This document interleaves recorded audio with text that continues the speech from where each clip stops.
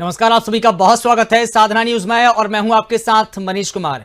मध्य प्रदेश के मुख्यमंत्री डॉक्टर मोहन यादव ने प्रदेशवासियों को संबोधित करते हुए किसानों के हित में कई बड़े फैसलों की घोषणा की है। उन्होंने किसान कल्याण को सरकार की सर्वोच्च प्राथमिकता बताते हुए गेहूं खरीदी लक्ष्य में वृद्धि करते हुए नई योजनाओं का भी ऐलान कर दिया। साथ ही किसानों की आय बढ़ाने, सिंचाई, बिजली और तकनीकी सुविधाओं को मजबूत करने पर सीएम डॉक्टर मोहन यादव ने विशेष फोकस किया है। मुख्यमंत्री डॉक्टर मोहन यादव ने शनिवार को राजधानी स्थित अटल बिहारी वाजपेयी स्वशासन और नीति विश्लेषण स्कूल में सीनियर अधिकारियों के साथ एक अहम बैठक बुलाई। बैठक में किसान कल्याण वर्ष के तहत किसानों को दी जाने वाली तमाम सौगातें और योजनाओं पर विस्तार से चर्चा की है। देखिए हमारी खास रिपोर्ट।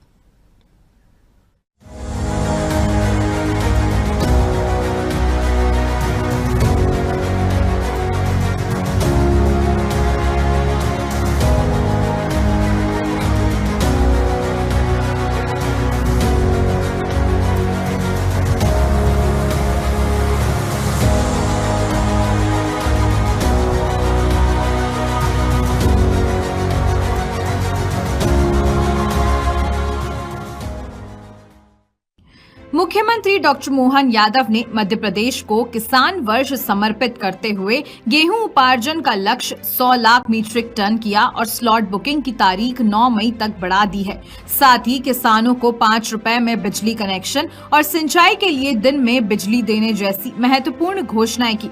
मुख्यमंत्री डॉक्टर मोहन यादव ने शुक्रवार को अपने सोशल मीडिया संदेश के जरिए प्रदेशवासियों, खासकर किसानों को संबोधित करते हुए सरकार की किसान हितैषी योजनाओं और फैसलों की जानकारी दी। उन्होंने कहा कि किसानों की समृद्धि ही प्रदेश के विकास की असली ताकत है। सीएम ने कहा, समृद्ध किसान ही विकसित भारत 2047 की मजबूत नींव रखेगा। मेरे प्रिय प्रदेशवासियों, बहनों, भाइयों और युवा साथियों, आप सभी को मेरा प्रणाम, नमस्कार। मैं अपने आप को सौभाग्यशाली मानता हूं कि मुझे मध्य प्रदेश की सेवा का अवसर मिला है और उसी सेवा भाव से मैं अपने कर्तव्य का निर्वहन कर रहा हूं। जब मैंने मुख्यमंत्री के रूप में इस महत्वपूर्ण पद की शपथ ली, तब से पूरा प्रदेश ही मेरा परिवार है। आपका सुख ही मेरा सुख है, आपका दुख ही मेरा दुख है। आदरणीय प्रधानमंत्री श्रीमान नरेंद्र मोदी जी के कुशल मार्गदर्शन में मध्य प्रदेश तेजी से विकास पथ पर आगे बढ़ रहा है। प्रदेश की तीव्र गति के विकास का मुख्य आधार आप सब हमारे प्रिय किसान भाई बहन हैं। मैं प्रदेश के समस्त अन्नदाताओं को नमन करता हूं। हमारी सरकार किसानों की खुशहाली और उनकी समृद्धि के लिए प्रतिबद्ध होकर कार्य कर रही है। हम न केवल उनकी आर्थिक उन्नति के लिए संकल्पित हैं, बल्कि उनके जीवन में सुख और आनंद के सूर्योदय का प्रयास कर रहे हैं। किसानों की आमदनी बढ़ाए बिना प्रदेश के सर्वांगीण विकास की कल्पना अधूरी है। हमारी सरकार किसानों के हर सुख दुख में साथ है। इसी का परिणाम है कि मध्य प्रदेश सरकार निरंतर किसान हितैषी ऐतिहासिक निर्णय ले रही है। आज मैं आपसे ऐसे विषय में संवाद कर रहा हूँ जो हमारे प्रदेश की आत्मा, हमारे अन्नदाता यानी किसानों से जुड़ा हुआ है। मध्य प्रदेश सरकार किसान हितैषी संकल्प के साथ निरंतर कार्य कर रही है और इसी भावना के साथ इस वर्ष को किसान कल्याण वर्ष के रूप में भी समर्पित किया गया है। मैं आपसे ये साझा करना चाहता हूँ कि प्रदेश में रिकॉर्ड गेहूं उत्पादन को देखते हुए हमने केंद्र सरकार से खरीदी की सीमा को बढ़ाने का आग्रह किया था।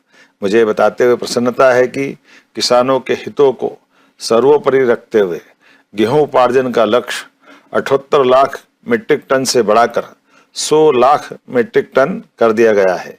यह 22 लाख मीट्रिक टन की अभूतपूर्व वृद्धि न केवल हमारे किसानों की मेहनत का सम्मान है, बल्कि उनकी आय को सुनिश्चित करने की दिशा में एक ठोस कदम भी है। इसके लिए मैं यशस्वी प्रधानमंत्री श्रीमान नरेंद्र मोदी जी और भारत सरकार का हृदय से आभार व्यक्त करता हूं। मुझे ये बताते हुए प्रसन्नता है कि आज से पूरे प्रदेश के छोटे बड़े सभी किसान भाइयों से समर्थन मूल्य पर उपार्जन के लिए जो स्लॉट बुकिंग करना चाहे, सभी के लिए स्लॉट पूरी तरह से खोली जा रही है। गेहूं उपार्जन अब सप्ताह में 6 दिन होगा और शनिवार को अवकाश नहीं रहेगा। उपार्जन केंद्रों में समर्थन मूल्य पर गेहूं का उपार्जन भी निर्बाध गति से जारी रहेगा। साथ ही 30 अप्रैल तक होने वाली स्लॉट बुकिंग को 9 मई तक बढ़ा दिया गया है। और ये भी मैं कहना चाहूंगा, अगर इस अवधि में भी और वृद्धि करना पड़े तो भी हम करने के लिए तैयार हैं। किसान भाइयों को कोई समस्या न रहे, ये हमारी सरकार का संकल्प है। राज्य सरकार हर स्थिति में किसानों के साथ है। हमारी सरकार ने भू अर्जन को लेकर भी एक ऐतिहासिक निर्णय लिया है। अब किसानों को उनकी भूमि के बदले 4 गुना तक मुआवजा दिया जाएगा। यह निर्णय किसानों के अधिकारों की रक्षा और उनके भविष्य को सुरक्षित रखने के प्रति हमारी प्रतिबद्धता को दर्शाता है। सच में आज यह सिर्फ निर्णयों की सूची नहीं बता रहा हूं, बल्कि उस विश्वास पर आपसे मैं बात कर रहा हूं जो हमारी सरकार और किसानों के बीच मजबूत हो रहा है। सिंचाई सुविधाओं का विस्तार, फसल विविधीकरण को बढ़ावा देना, आधुनिक कृषि तकनीकों का प्रसार, इन सभी क्षेत्रों में हम निरंतर आगे बढ़ रहे हैं। किसान हमारी अर्थव्यवस्था की रीढ़ है। ऐसे में देश में पहली बार ऐसा हो रहा है कि मध्य प्रदेश सरकार ने दलहन फसल, उड़द और तिलहन फसल सरसों के उत्पादन को बढ़ावा देने के लिए बड़ा कदम उठाया। उड़द को तय समर्थन मूल्य पर खरीदा जाएगा और किसानों को तय समर्थन मूल्य के अतिरिक्त खरीदी गई उड़द पर 600 रुपये क्विंटल की बोनस राशि देने का भी निर्णय किया है। मध्य प्रदेश में सोयाबीन की भावांतर योजना की सफलता के बाद सरसों पर भी भावांतर योजना लागू करने की घोषणा के फलस्वरूप बाजार में वृद्धि फसल की हुई है। ये बताता है कि किसानों को सरसों का दाम एमएसपी से भी ऊपर अगर मिल रहा है तो ये भावांतर योजना की सफलता का परिणाम है। आपको विदित होगा कि हमारी सरकार इस वर्ष किसान कल्याण वर्ष के रूप में मना रही है, जिसमें किसानों को केवल 5 रुपए में बिजली कनेक्शन उपलब्ध कराने का निर्णय किया है। साथ ही हमारी योजना है कि अब हमारे किसानों को रात के बजाय आगामी वर्षा काल के बाद सिंचाई के लिए दिन में ही पर्याप्त बिजली मिलेगी। ये प्रयास हमारा है और ये घोषणा भी हमारी है।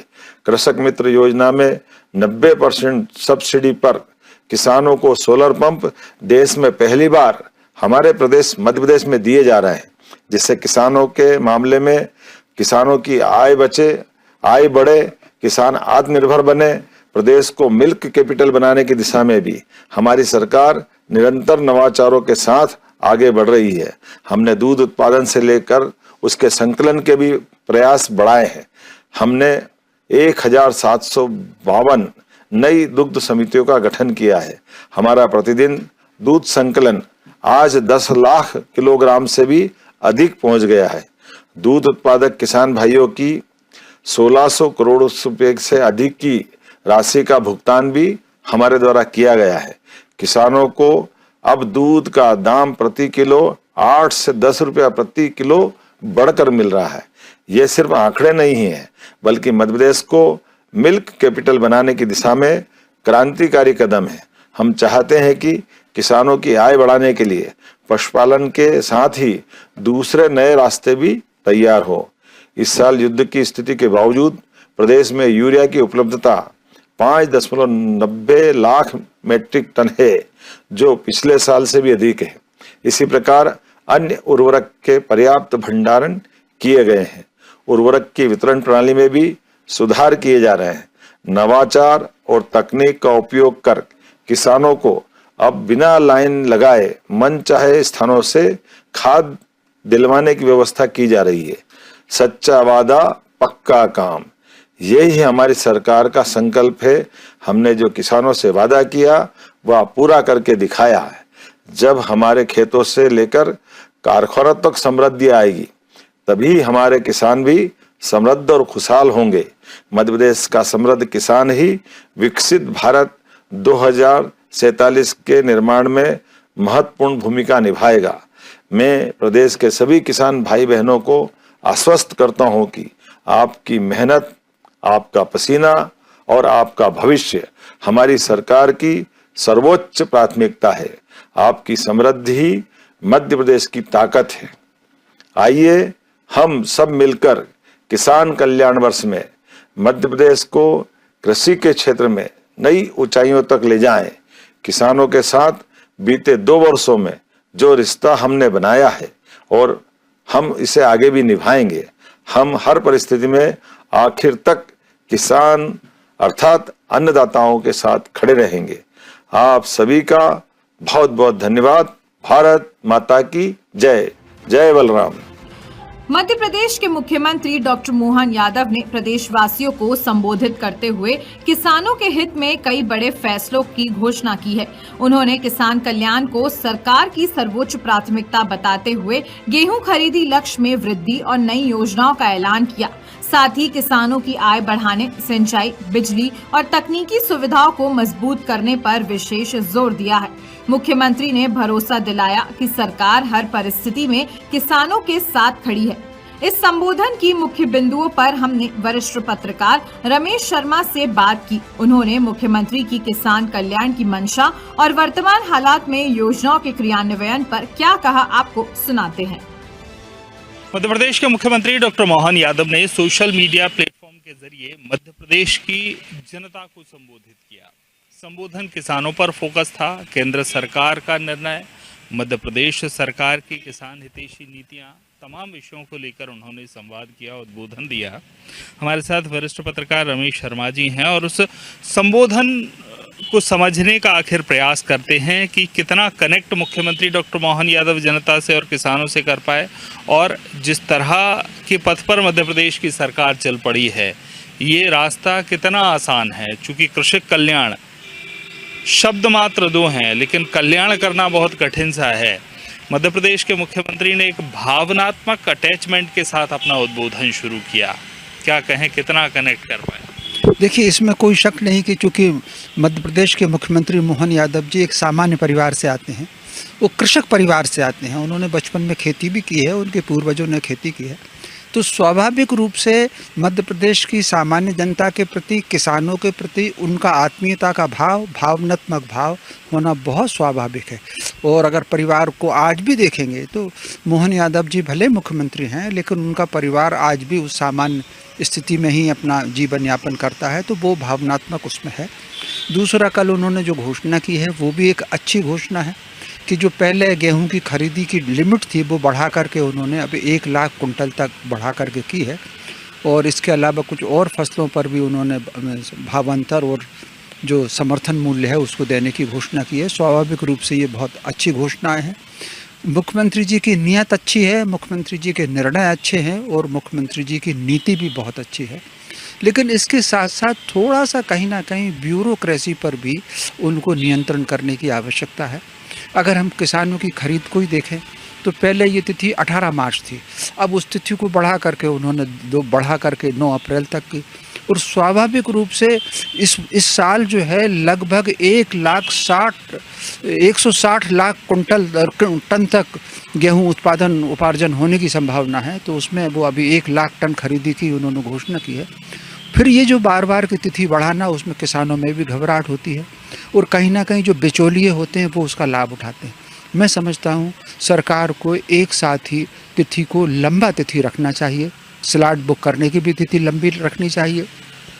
अगर वो कह रहे हैं कि एक दाना खरीदेंगे तो उसमें 9 मई की कोई तिथि नहीं होती। मैं समझता हूँ मई के पूरे महीने को, क्योंकि अगर हम उसमें देखें तो जेठ का पूरा महीना किसानों को निकल जाता है और आरंभिक उसमें, चूँकि ये बहुत अच्छा निर्णय सरकार का था कि हम छोटे किसानों से ही खरीदेंगे, 2 हेक्टेयर से नीचे तक के किसानों की खरीदी, अब बड़े किसानों की खरीद हुई है, तो स्वाभाविक रूप से घबराहट में बिचौलिए लाभ ना उठाएं। इसलिए जो 9 मई वाली तिथि है इसको और अभी आगे बढ़ाना चाहिए। मैं समझता हूँ मुख्यमंत्री जी को अपनी भावनाओं के अनुरूप, अपने अनुभव के अनुरूप ब्यूरोक्रेसी को ये निर्देशित करना चाहिए कि बार तिथियों के बंधन से किसानों को घबराहट पैदा ना हो। बिल्कुल, घबराहट पैदा ना हो। एक और अहम बात है, कल के उद्बोधन से पहले ही मुख्यमंत्री ने एक चिंता जाहिर की थी। हालांकि उन्होंने उसमें सकारात्मकता जोड़ते हुए कहा था कि हमारे पास पिछली खरीदी का भंडारण पहले से है, यानी स्टॉक को रखना बहुत मुश्किल है। उपार्जन जो आप बता रहे हैं कि पहले से अधिक है, सरकार ने भी पहले से अधिक खरीदी का एक लक्ष्य तय कर लिया है। संसाधनों की कमी और मानव संसाधनों की लापरवाही दो बड़े चैलेंज हैं। ये इसमें कोई शक नहीं, ये एक बड़ा चैलेंज न केवल मध्य प्रदेश के लिए बल्कि पूरे भारत के लिए है। मध्य प्रदेश अब देश के 5 बड़े कृषि उत्पादक राज्यों में गिनती है उसकी, और चूँकि हमको मध्य प्रदेश को तो कई वर्षों से कृषि कर्मण अवार्ड भी मिल रहा है। स्वाभाविक रूप से गेहूं की जितनी खपत पूरे देश में है, जितनी खपत पूरे मध्य प्रदेश में है, उससे लगभग दुगना गेहूं का उत्पादन हो रहा है। तो पिछले वर्ष का भी जो गेहूं है वो गोडाउन में पड़ा है, कई जगह 2 साल पुराना भी है गेहूं, कई जगह हमने सड़ने की खबरें भी आई हैं। ये बात बिल्कुल सही है कि अगर सरकार सारे गेहूं को खरीदेगी तो उसको रखेगी कहाँ, और अगर रख भी लेगी तो उसका उत्पादन कहाँ होगा। ये जो इस समय फ्री राशन कार्ड 80 करोड़ लोगों को बांटा जा रहा है, उसमें एक सबसे बड़ा कारण गेहूं का उत्पादन भी है। उसको अब गोडाउन में पड़ा है, उसको कहीं तो ठिकाने लगाना है। तो स्वाभाविक रूप से इसमें सरकार के साथ खुद किसानों को और समाज के नौजवानों को भी जो रोजगार की तलाश में हैं, उनको गेहूं के उत्पादन का उपयोग करके क्या उसका ऐसा उत्पादक, आटे के अलावा क्या ऐसा उत्पादन कर सकते हैं या दुनिया में कहीं हम निर्यात कर सकते हैं।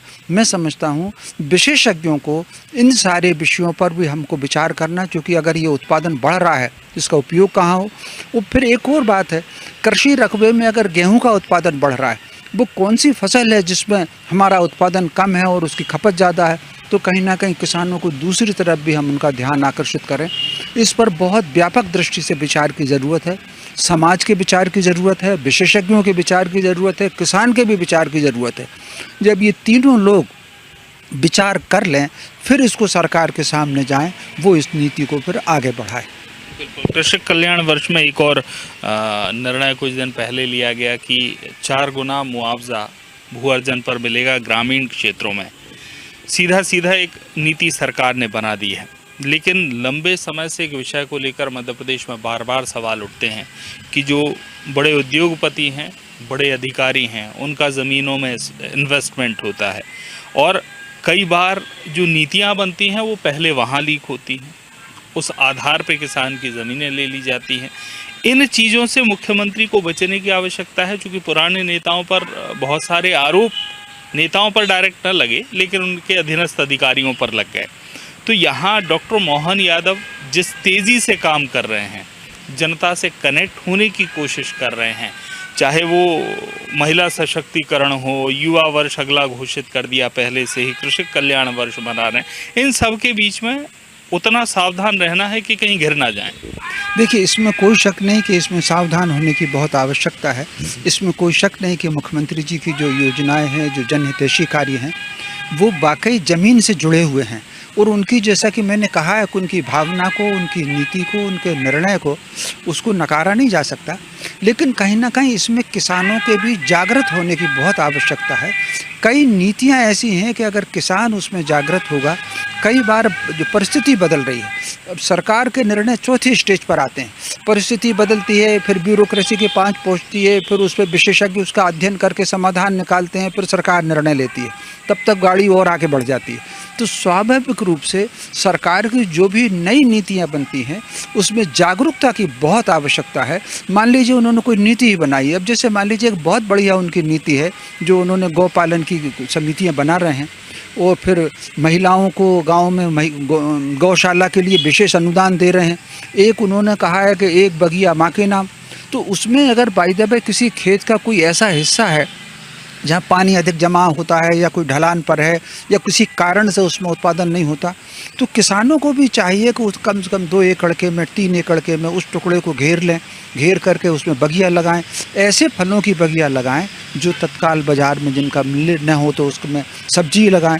तो कहीं ना कहीं ये जो किसानों की जागरूकता, व्यापकता और आने वाले भविष्य की आहट, जिस तरीके से आप अगर देखें कि हम बादलों को देख करके कहीं ना कहीं घर को छाना शुरू कर देते थे कि यार टपका आएगा और हम कबीलू ठीक कर लें, तो वो जो बादलों को देख करके घर को ठीक करने की बात थी, या ठंड की आहट सुन करके हम कोट सिलवाने का काम करते हैं, ठीक उसी प्रकार मौसम की बदलाहट से कृषि पर क्या प्रभाव पड़ने वाले हैं, इसको जागरूकता के साथ किसानों में जागृति की बहुत आवश्यकता है।